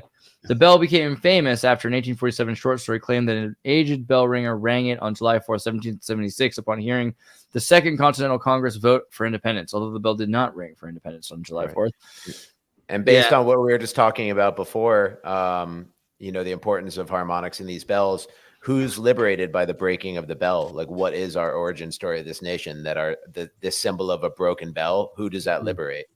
Right? That is super interesting. The broken bell, it can no longer ring anymore. Also behind it, you see in front of it, you see the fasces in the foreground, and behind it, you see the Phrygian cap. So again, the idea of the Phrygian cap, we've come here, we've conquered here, right? Yeah. Dude, no more ringing bells. I don't know. Something about this whole thing looks shady. I wouldn't be surprised if the crack encodes the Susquehanna River, the shape of it, with those two great point parts where they put the crack together. Like, they may have measured the crack and then said, okay, we're going to put this weld mark here and this weld mark here. Because the Susquehanna River is like it's a great point. fetus of the nation, Washington, D.C., the Chesapeake Bay. The first computer in the United States was built on the Susquehanna River. It goes up to Cooperstown, which is like the Hall of Fame of baseball, America's pastime. So, I mean, that river alone is incredibly important. Maybe good job, Nicolas Cage. I love that point, and also it totally rhymes with Joe versus a volcano, the crack shape that you see everywhere throughout the movie. I don't know if you guys are familiar. Oh yeah, that's a real symbol. Joe versus volcano. That's interesting. So I noticed that a long time ago. The one of the best movies ever made. If I type "vril," will it just come up? No, it won't. Crack.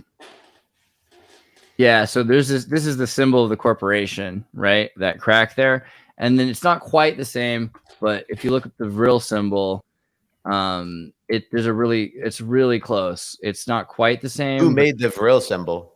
I don't know if it was Maria Orsic who made the vril symbol, but I know that Lytton had a book on it, Edward Buehler Lytton, and he talks about the coming power of vril. I think it has a symbol in there as well. It's supposed to be a lightning bolt, right? Maria Orsic, though, did the early median work and also had the symbol. So some about similar. That symbol. Yeah, it's not quite the same, but yeah, it's a little similar. It's pretty close. It's a little off. I definitely wonder about the bell. I mean, that's something that I worry about. Like,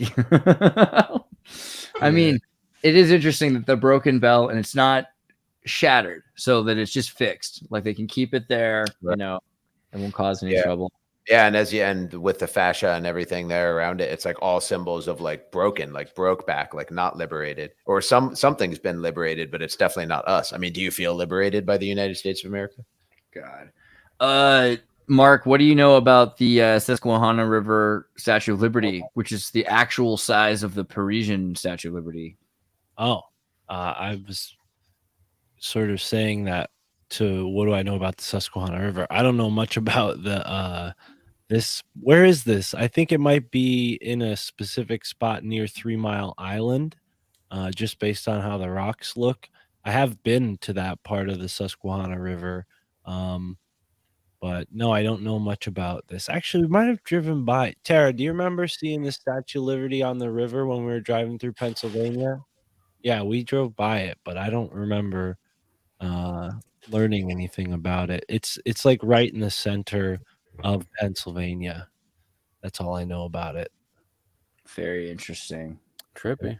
Which I'm almost certain that the capital of Harrisburg was the capital of the United States for a day, right? Like Lancaster. Lancaster was the capital of the United States for one day. They had it was around the War of 1812. They temporarily moved the White House to Lancaster, or the government body to Lancaster. So, yes, Pennsylvania has a very deep history, right? Philadelphia gets a lot of attention. That's not on the Susquehanna River, but the capital of Pennsylvania, Harrisburg, is, as well as Lancaster's county sort of is the eastern shore of the Susquehanna River. So, yeah, and also the Conestoga wagon, which settled the West, came from this spot as well. So, pretty. What does Susquehanna mean? Does the word have meaning?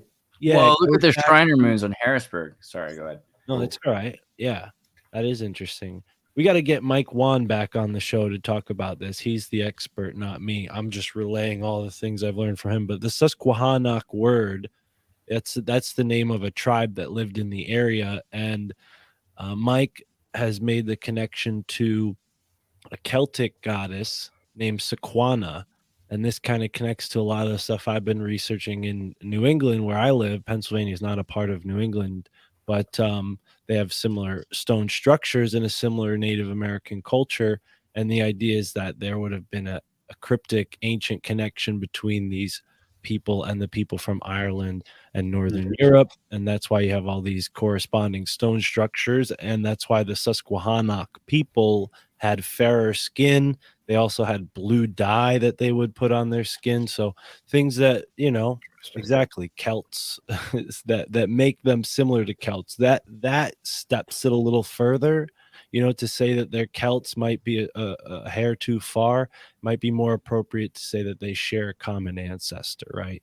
So that's what I've learned about. There was something about linguistics, and I want to get into that too at some point. Remember, we were talking about the Latin culture, and the culture was the Algonquin language has Gaelic ties. Right. So there's very similar words and connections there, and even down to South America, Mesoamerica. Eddie and I have talked about this once when he was on my show. But there was a gentleman who traveled all the way from Mesoamerica to see the Susquehanna petroglyphs, and he identified one of the characters and said that the place at the Susquehanna River where these petroglyphs are would have been a meeting spot, a council rock sort of place for all of the nations across North America. So the fact that our nation's capital is in that area is no coincidence. This guy, I think his name was Tara, who's the guy that Freddie Silva and Michael Wan, and you know who I'm talking about? Talakiel is his name. Talakiel, and he came to the Susquehanna River at a very specific time. He also worked with Freddie Silva to identify crop circles and their meanings out in Great Britain, and so a whole bunch of tangents I just brought up. But I mean, you know, that's something we could actually ask about. What do you guys think about crop circles?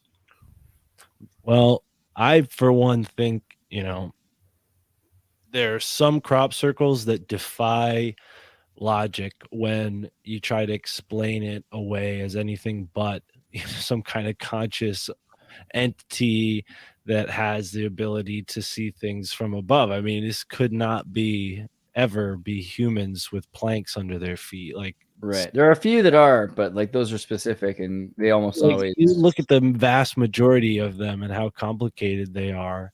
I mean, obviously, this one was made by clearly done by aliens. No, I was kidding. That one was made by human hands, but some of them, just the intricacy of them are pretty crazy. And I guess the theory is that there's sacred geometry encoded in them. There's messages that they're trying to send, and that these crop circles form within seconds. Like they're not, you know, done over a long process manually. It's sort of like a flash of energy that encodes this into the crops, and the crops themselves are destroyed to the point where you can't like go and you know, prop them back up and expect them to grow. So this isn't something farmers are just going to be like, yeah, go ahead, like, you want to play and make art in my field, go for it.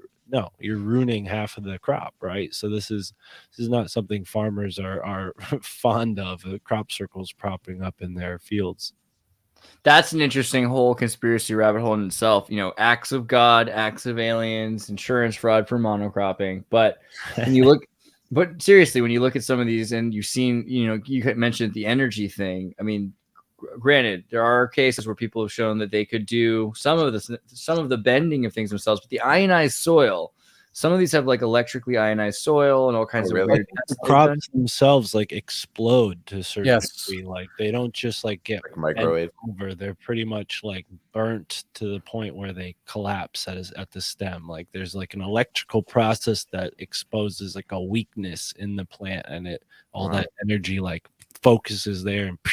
Well, that sounds like something farmers couldn't do. And I've never really studied this, but I do believe in my heart of hearts that you don't have to be able to see it from above. Just using creativity and mathematics, you would be able to plot this out. But yeah, that part. Only by flattening them out or doing something that we have. I don't believe anyone invented a new technology in order to make these crop circles, and no one's been able to replicate it. So that's a whole different thing.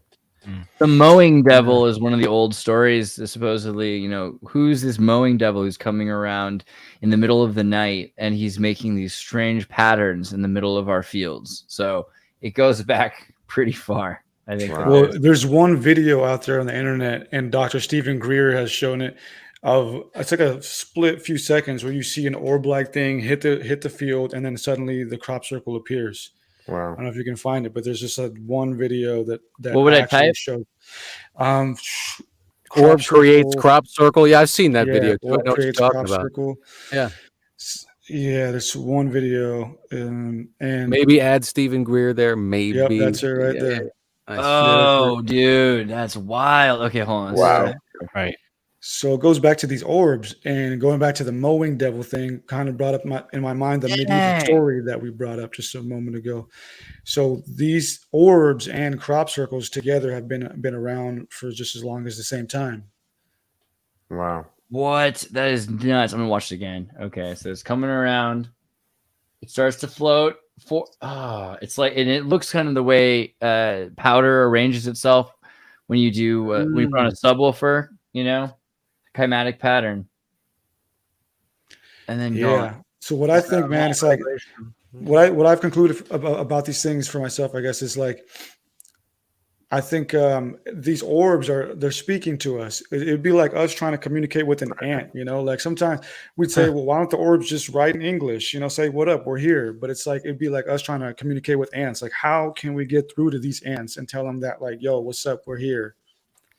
Why don't they just give me sugar? Essentially, they just says it's a fake. I don't know yet, but just want to make sure you felt heard. You know what I mean? Yeah. Do my best. I like that video. Thanks for bringing up that video. Yeah, it's pretty rad. That's the kind of way I would imagine it. If it is orbs doing it, then it's obviously an attempt to communicate, you know.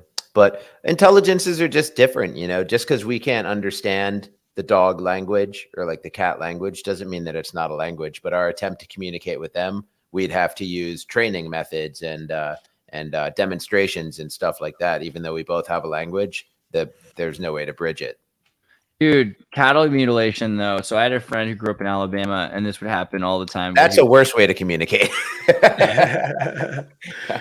What do you guys think about cattle mutilation? Do you think it's just the government messing with cows, or do you think it's part of the treaty that they get to mess with the cows instead of us? Or, I mean, it's a weird one. One more thing, we want to mess with your cow. This is kind of where I was about to go with the crop circle thing. Another thought I had about it is the genetic information, right? Like, we don't really typically like think of how valuable a crop like wheat or some of these things that have been on the planet evolving for thousands and thousands of years. These are very specific genetic strains of food. Maybe, who knows, you know, thinking outside the box, there's a crew of aliens that goes around and they sample, okay, we want this type of cow gene that thrives in this environment. We need this type of wheat because that, you know, and it's like maybe they're world building, right? And they come here for raw resources, and they're not just like taking like, you know, bags of soil and plant parts. They're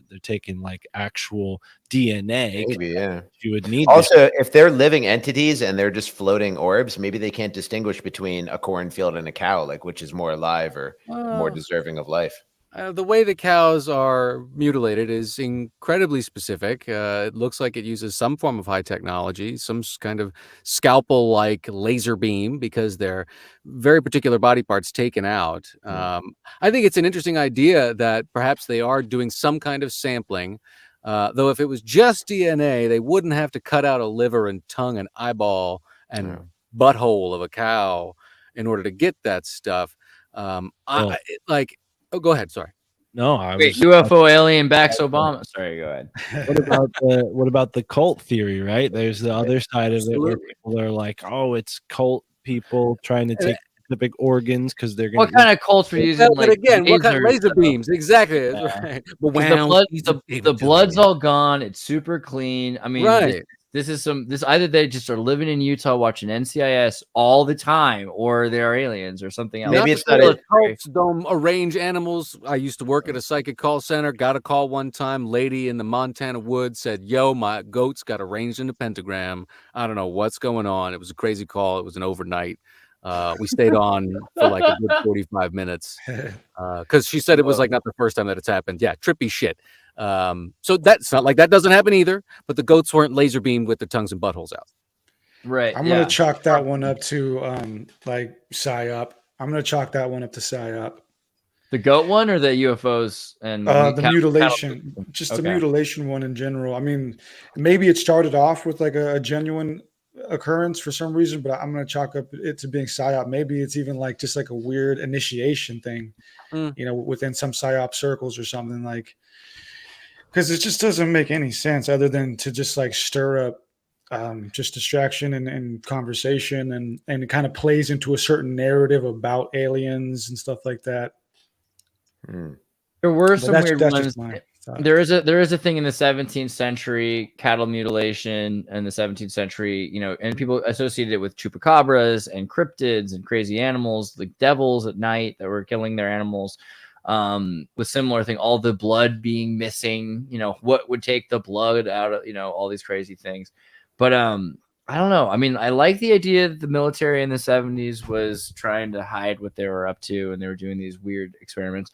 I just gotta wonder, like, why and what would be the point to doing this to thousands of cows all across the United States and the world in different farms, different states? What were they trying to study, per se? It just seems like such a strange. The one thing that I on that same thought tack, it was I don't remember where I read it, but basically one of the explanations was maybe they're taking these specific portions of animals because that's where a lot of nuclear radiation might show up. And what they're doing, because of all the underground tests, they're like, yo, is it actually bleeding up? Let's test the livestock. That makes a lot of sense. Yeah, that's the one that. Yeah. Actually, I believe that makes the most sense of all of the ones I've heard so far. I like it. Man, yeah. I mean, UFO phenomenon, cattle mutilation theories in general. One of the ones I liked was that it used to be humans, and then there was like a treaty that they could only do it to non-humans. I thought that was but that's almost done, right? And so we should be back on track pretty soon. Well, is there anything you guys? We're getting close to the end. Is there anything you want to make sure we cover before I just get your content? Was there anything topical that was interesting that we missed? Or things in your week that you're like feeling, things that you saw that were like, wait a second, what about that? What about that Billie Eilish costume? I don't know what you guys are worried about. Katy Perry's eye. Oh yeah, that's true. You know what? We're doing it just for the fun of it. I have something. And that's not the first time that's happened too, which is weird. It's like celebrities. Let me just really quickly say Katy Perry's eye is super messed up, and it has absolutely nothing to do with these redacted COVID papers, which are all over the place right now. And we went over this yesterday, but just so you guys know, I think we're okay to talk about some of this stuff now. Not all of it, but because of the fact that we're intercepting, 292 redacted papers here, 154 there, 1,394 emails here. It's all coming out, and they're going to have to raise the prices of the vaccine 10,000% to cover their lawsuits. That's incredible. But I don't think that relates to Katy Perry. I don't think she has Bell's palsy or anything like that. Oh, what do you think? The eye is just an Illuminati like cutesy move? A little bit of that cute stuff. Try to blink one of your eyes without squinting the other one. I mean, well, this could be sticky fake lashes. That's the one that I was like, that makes a lot of pretty sense. good at that. Yeah. I mean, I'm not the guy. Why would this release them though? Like, I thought about this a lot, and like if you. So I thought my first thought was a contact thing, because sometimes my contact would do something weird and I can't open my eye, but certainly going like that isn't going to help. Yeah, that's fair. It could have been a contact thing. I don't know. It seemed like she knew the fix to it. She's like, when my eye does this, I have to do that. And then it opens back up, But somebody posted a longer version of the video where like her face was doing all kinds of weird contortions, but nothing that correlates with Bell's palsy, which is a paralysis. So that's right. Your eye wouldn't be opening and closing. It would never be closing. So I have no idea what it is, but it looked. Do you ever do the Stanislavski face muscle exercises? No. I mean, first off, you've seen it. It's Jim Carrey. It's just like, oh, and like stretching your face a lot, and like once you can move your muscles. But I mean, I think that also is something that we forget about people like Katy Perry is, even beyond MK Ultra, just like raised in a Christian musician, touring all of her youth. Have you ever heard that band Nickel Creek? They force every member of Nickel Creek to write a song every day. Every member has to write a song every day. So something happens to musicians that are isolated in the creative drive all the time, and they're forced to do, acting practices and things like that. I don't know. I'm just saying she might have been trying to make some weird point that's just beyond our diction. I don't know. Yeah, I don't know. Or it could actually be a robot. I don't know. This lazy eye is for the artists. Yeah. Well, Xirtus, you tell us, bro. You're the NASA man and everything. Can they make, realistic and go sing and dance? I mean, that's not even a NASA question. That's a did you go to Disneyland question. And the thing is, they really can. I mean, and it's interesting, even when you think about some of the stuff that they put into Terminator talking about living skin. You could have living skin. At this point, they have this liquid skin that they spray on fire victims, and then they wrap it with a piece of fish skin to keep it held in place. And then the skin will grow, and you can actually have living skin growing on things. The benefits of that probably will become more aware of it in military, because it'll be able to sense. And the Terminator thing is real. If something's covered in flesh and it's tracked as a human, then it might get by. But I don't know. I think the thing is, it's not really necessary, because the real thing is that Cylon series. We're getting closer and closer to not being able to tell the difference between somebody just because they're gay or a Cylon or something else. I think pretty soon people will be people and AI will be people too. And the lines are going to bleed together before you see like civilian automatons. We like to think, oh man, we got 100 years of robots waiting on us hand and foot before they figure out that they're smarter than us. It's not going to be that long, and by the time in like the next 3 years, when humans working in substrate independence are able to connect human brains, probably first with quadriplegics and vegetables, but military, it's going to be a big thing.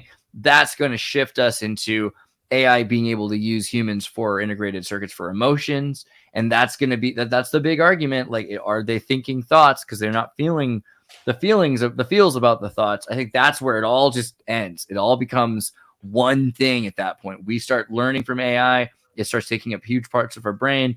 And that's the end of the old way of being, I would agree with that.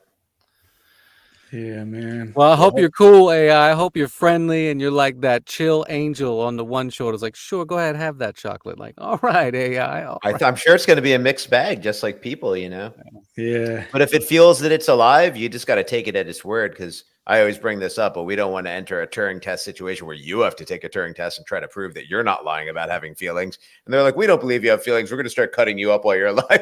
So it's like, if anything communicates that it believes it's alive, you pretty much have to take it at its word, whether it's AI or not. Yeah. My God. If it does become alive, we better make it take those stupid tests online where it's like, prove that you're not a human. See, I have a robot. Not a robot? Yeah. I have a robot that does that for me already. So that's the thing. It's like it bleeds together. And someone told me recently, like, the reason that exists is because you're training AI to be able to beat those tests for the company that's doing that. They're making money off learning how they're going to be able to beat their own tests that way. They're putting their own tests up that. So, I mean, it's pretty crazy. But okay, let me show people Venice Beach Dub Club. Go to the VBDC link tree, and you can watch the Hard Roots video right now, right here, right in the link tree. Sure. Lots of fun music videos. Check out the Pure Bloods one. Check out Hybrid Love. There are a lot of good videos on the page. You can follow me on Spotify. That helps out a little bit. You can purchase all the music, Apple iTunes. And of course, I do my daily show, just not Wednesdays now, on Instagram at 6 o'clock California time, called Talkie Time. And it's just me ranting for the most part. Every once in a while, I put a guest.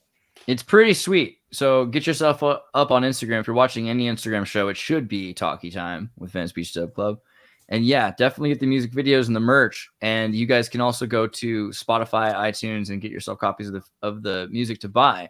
But yeah, definitely YouTube, subscribe, and get yourself on the YouTube so you can watch the music videos, because they're there, they're free, and they're pretty great. Thank you, buddy. And then Mr. Douglas, Miss 3R Douglas, the greatest new series. Can I find it if I click here somewhere? The city of Okami. You might just type that into YouTube. City of Okami, Chapter 4. Yes, City of Okami. There we go. Werewolves make their appearance in the latest chapter. Chapter 4, City of Okami. There it is. You can see I was recently typing it, so you can find it. But Darth Call has the entire series up, and well, not the entire series, because in the process of being written and produced. But there are at least 4 episodes, and they're really great. Chapter 4 of the Werewolf Saga in 1989, Los Angeles, written by Darth Call, narrated, performed by Mr. Douglas and Darth Call, and sound engineered by Mr. Douglas. And emphasis on the sound engineering, because it is just incredible. You really feel like you are in 1989 with a werewolf. It's a really good thing. I mean, it's leaps and bounds above anything else that people are doing in terms of immersive audio experiences. So subscribe to Darth Call, and make sure you go to MrDouglas.com, because you can also get his Ingo Swan secrets, which are up on the Podbean. Ingo Swan's Secrets of Power. I'm going through his 2-volume set. It's a fun breakdown, and I think a really good baseline to allow people to begin to stretch out their perspectives on what it is that is available to us all and what we really all have within us and capacity to share, grow, and become greater. And it's a wonderful series, wordy at times, but absolutely worthwhile, because it lays that solid foundation. Long story short, we are a power species. I mean, definitely wordy, but again, it's Doug narrating it, so it sounds like jewels dripping from lips. So thank you. Listen to you take a nap. Thank you.